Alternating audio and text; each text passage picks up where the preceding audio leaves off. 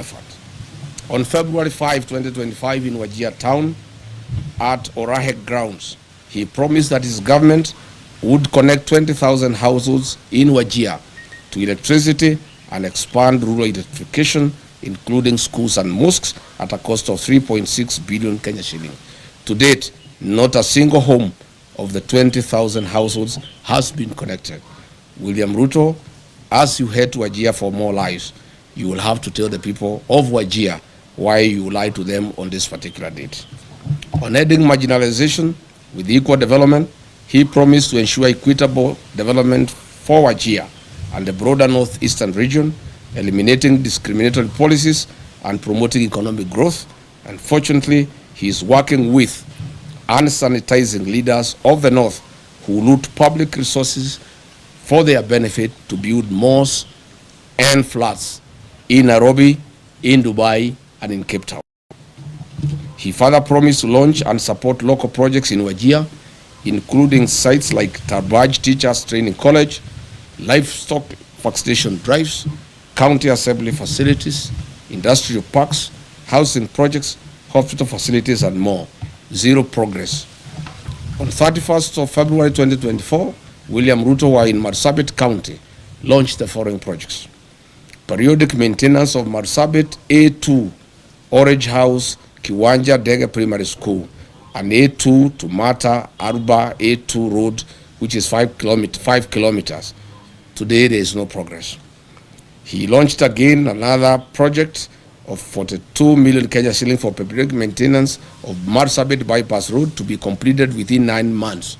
Again, it's now 2 years. William Ruto launched the periodic maintenance of Saku Modern Market to Shauri Yako Marsabit Road at a cost of 17 million. This was to be done within 9 months. 3 years later, there's no progress. In Isiolo County, on 11th April 2023, while breaking the fast with the Islamic community, he lied that Isiolo, Kulamawe, Modogasha Road will be upgraded to Butament's standards. Again, it remains a lie. Again, under his leadership, the 9.4 billion Isiolo Garissa Road, unassociated to all-weather roads, remain stalled. Further, the Isiolo town water and sewage infrastructure at a cost of 7.5 billion remains a white elephant. The construction of new Tana River Bridge along A3 Road and Approach roads at a cost of 2.9 billion shillings again remains a white elephant. In Wajir town, the town with no power supply, 63 years after independence, William Ruto has made the following promises, which remains delusional. Water plants at Ajawa, Abdiwako, Kwara, Badibidan, Alanas, Asewaji, Bojigaras, Lehele, Sheba, Abakwifin, Abakida, Dagale, and Sharifa. Water projects in Habasweni, Buna, Wajia Ball, water piping and supply, Elnuna, Tulatula, rehabilitation of Banish water project, Tabaj water supply, Kulsini water supply, Dentelai water project, Elders and Ole water supply. These remain lies to the people of Wajir. In terms of irrigation projects, he has promised Wajir South Cluster, Mansa, among others. Note that the above water projects are worth billions of shillings, and Mr. Ruto, get these projects moving. As you go to Wajir, tell the people of Wajir why you lied to them and why you have come back when you have not implemented what you promised them. As we speak today, Wajir Level 5 Hospital and Griffith Level 4 hospitals have no sterilization and surgical sets, leave alone having reliable power supply. William Ruto, with the governor of Wajir, you may need to explain this to the people of Wajir. The construction and upgrading of butament standards of the following roads in Wajir County remain a campaign lie and tool for William Ruto. Habaswen Township, Elders Township roads, Bute Town roads, construction of Wajir Bypass, drift on Lokole Elders Road, and the Habasweni Mosque Water Point Road. Your poetic road of Ramu, Gari, Elwak, Kobo, Kotulo, Tarbaj, Wajir, Samatar, Modogashe, Isiolo, tell us why majority of the sections are stored for the last 3 months and workers have never been paid their money to be able to continue with the construction. Tell the people of Mandera why power is being supplied once in every 24 hours. You must say what is happening at the Mandera Kenya Power Station. Finally, William Ruto, on 4th November 2023, in Lamu County, Kizingitini, Pate Island, you lied that Kenya shilling 700 million was available for construction of Mutagawada Sea Road. People are still waiting. Where is the 1 billion shillings for the development and equipping of 9 fishing lad sites for Mukowe in Lamu, a lie you told on 27th August 2023? Good people, that's where we are. We wanted to tell William Ruto as he goes to the north, the problem of northern Kenya is a problem of accountability. Theft of public resources by leaders that he wines and dines with. He is going to be with those leaders in military choppers, blowing dust and wind to hungry population with no water and food. I would like to ask him to carry food and water for the people of northern Kenya. All the maize and all the beans and rice, blankets, food and non-food items being used in central Kenya, in Nyandarua, in Kiambu, in Murang'a, Kirinyaga, Nyeri, to campaign. He should take those foods and non-food items. I found yesterday in Nyandarua trucks of blankets, trucks of rice and beans being taken to people who have food, who have potatoes, who have carrots. This food is required in northern Kenya. So that is why I called this press conference to ask President William Ruto before he goes to the north to prepare these answers for the people of northern Kenya, because it is immoral to cheat populations. These people are dying, they are hungry, they have no water, they have no food, they have no medicine, their animals are dying. And then you go to dance with them and lie to them more. Asanteni sana. Any question? Yes, citizen. My name is Emmanuel Chok from Citizen TV. Just a few questions. Number one, the region has always complained that they've been left behind due to historical issues. What do you say about that? Because they have been marginalized according to them. Number two, this is the first time that you're having a presser after the changes at IBC. Are you okay with the person who is acting now? And lastly, there have been some concerns from Senate that there's some corruption. Governors yesterday said that the senators, some of the committee members, CPAC, are extorting them. Would you like to comment about that as well? Thank you. What was the first question? The first question is about the historical... Yes. It is true the northern Kenya suffered marginalization historically, but lucky for them, the 2010 constitution was very kind to the people of northern Kenya. The 2010 constitution ushered in devaluation. It brought the equalization fund.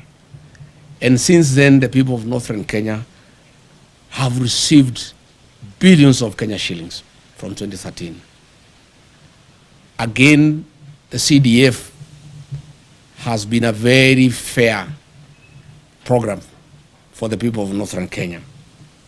Unfortunately, the marginalization that has been perpetuated by the leaders from the region. I have put them to task to explain to the people of northern Kenya where is 1 trillion shillings that has come to northern Kenya from shareable revenue through devolution, money for CDF, money for the equalization fund. When you go to Wajir, to Mandera, to Garissa, to Isiolo, to Marsabit, there's nothing on the ground. If you come here to the mountain region, you will see money meant for CDF. There are all manner of schools. All schools have tiles. Schools have cabro. They have modern buildings. If you go here to Kajiado North, the money for CDF is visible in the rest of the country. But there is nothing in northern Kenya. Zero. All these leaders are just here in Nairobi. But there is no accountability because they don't even allow audit to take place. They feign insecurity so that audit has to go into northern Kenya. If you look at the money that has been given to the governor since 2013, there are no hospitals, there are no dispensaries, there are no health centers, there are no ECDs, there are no roads, there is no water, there is nothing. Northern Kenya requires a special audit of all the funds that have been disbursed to those areas since that time. Number two, you have asked about IBC. We went to IBC and raised various issues. Of course, we did demand the removal of the CEO, and we are grateful that he has been removed. We call for a transparent and open recruitment of a CEO with no interference from the state. Further, we call upon the IBC to terminate the contracts for the mathematics system of conducting elections, the Venezuelan technology that was illegally extended by the outgoing CEO, Juan Marjan. He did it when there was no commission. It's an illegality, and that contract is illegal, and that contract should be terminated, and IBC should advertise and acquire modern and credible system for conducting our elections. Thank you. On? Yes. Most of these governors cannot complain of extortion.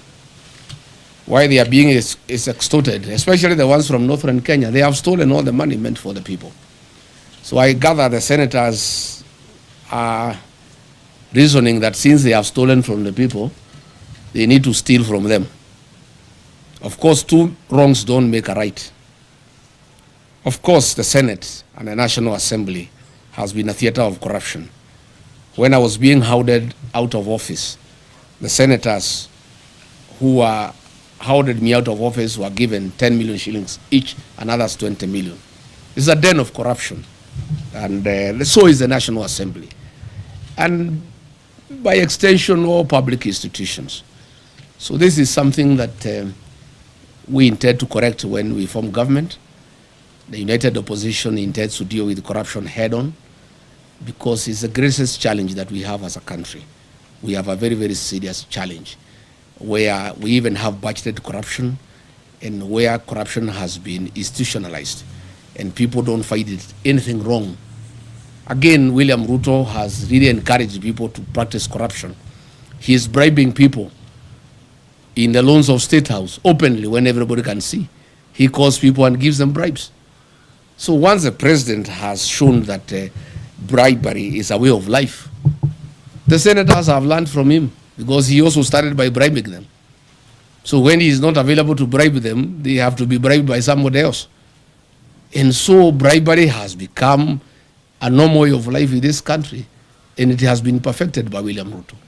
He is shamelessly, with his deputy, going around in the country with sacks of money stolen from institutions like Kenyatta National Hospital to bribe people for re-election.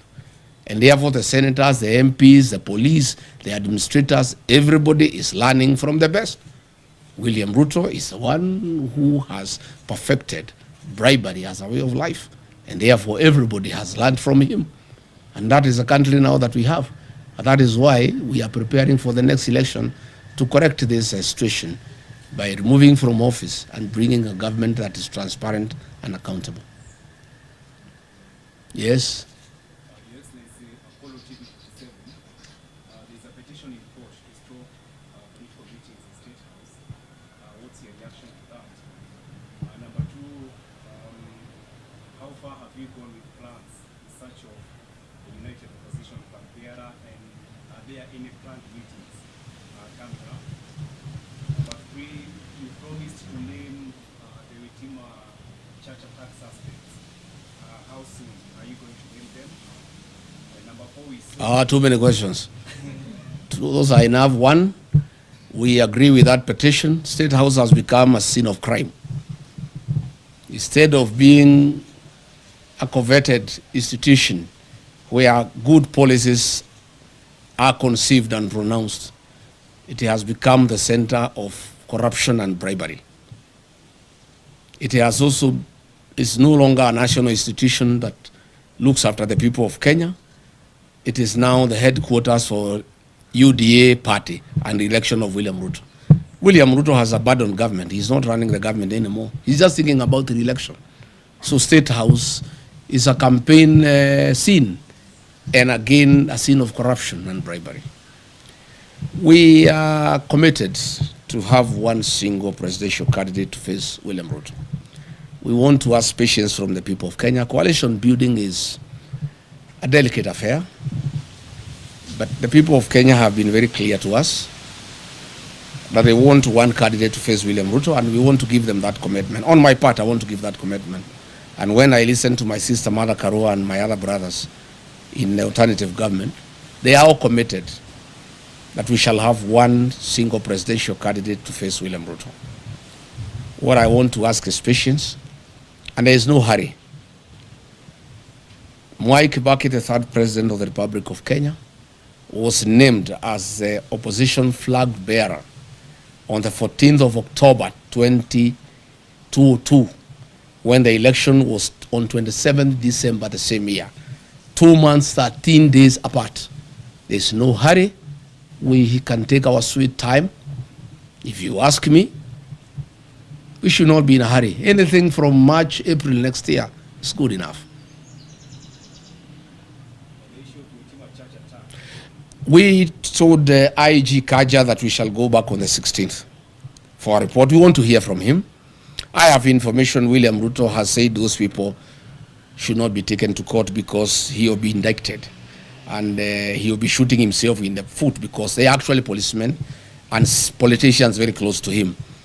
The investigations have actually unearthed all the police officers who were on the scene and the politicians who hosted them and who planned the attack, but there will be a very serious cover-up. I have information that William Ruto has said that he would not allow the prosecution of those politicians and those policemen because his government will be right in the center of it. But let's cross the bridge when we get there. We'll go to see the IG on the 16th. He promised us that he'll give us progress report. And we told him we want arrest and prosecution by then. But let's cross the bridge when we get there. Last one. Yes.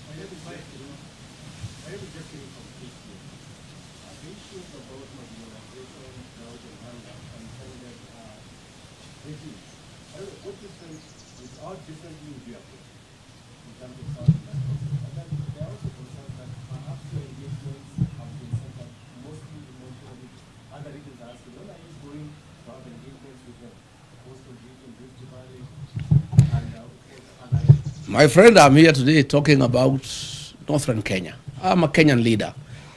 William Ruto has unsuccessfully tried to say I'm tribal because I come from the mountain and I spend a lot of time there because it's home. Even you people, when you go to work, in the evening you go back home because that's home. I'm a Kenyan leader and I'll be talking about Kenya. I'm today talking about Northern Kenya. Later tonight I have radio stations from the Ma community discussing issues in Narok, in Kajiado, and in Samburu. I want to say the 2010 Constitution dealt in a very big way with the issue of marginalization. My administration will work on accountability to make sure that funds, public funds, appropriated by the National Assembly and given to the counties and given to the MPs through the Constitutional Development Fund, those funds are spent prudently for the purposes for which they were appropriated. I don't think we have really a big problem about lack of funds. It's the issue of accountability, and more so the North. The people of Northern Kenya have borne the brunt of lack of accountability. And they have been taken for granted for too long. And that's why they're happy with me. And I can tell you, President William Ruto has the MPs and the governors in northern Kenya and the senators. I have the people. The people are with me because I'm talking their language. And I've become a very serious defender of the people of northern Kenya. And I want to give them a solemn promise and undertaking that in the next 1.5 years, I'll be their spokesman. I'll bring out all the issues that bedevil their region. I'll call out their leaders until they get justice. And after I'm elected president, I'll sort them out. I'll carry out a special audit on funds allocated to those regions from 2013 to date. And those who have misappropriated those funds will be held accountable. And they must pay the price for stealing public funds. Yes. What do you want to say about the drought situation in the Mount Kenya region now that you are against the food supply system being used by politicians? The drought situation in Mount Kenya region is very minimal. There are very few areas that receive relief food in the Central Kenya region, where I worked for many years as a district officer. I know the Mount Kenya region like the back of my hand. We have some little challenge in Tharaka, some little challenge in Bere, some little challenge in Katwanyaga, in Thika, some little challenge in Kakuzi, in Maragua, some little challenge in Karai, in Kikuyu, some little challenge in Deya, in Limuru, some little challenge in Kieni, in Nyeri. That's it. And a little challenge in some parts of Ndaragwa, in Nyandarua. We have no business sending food to Kinangop. It's the basket of this country to give food to the people of Kenya. You have no business sending food to Kirinyaga. You have no business sending food to Madera. You have no business sending food to Tigoni. You have no business sending food to Gatundu. Those are people who have food.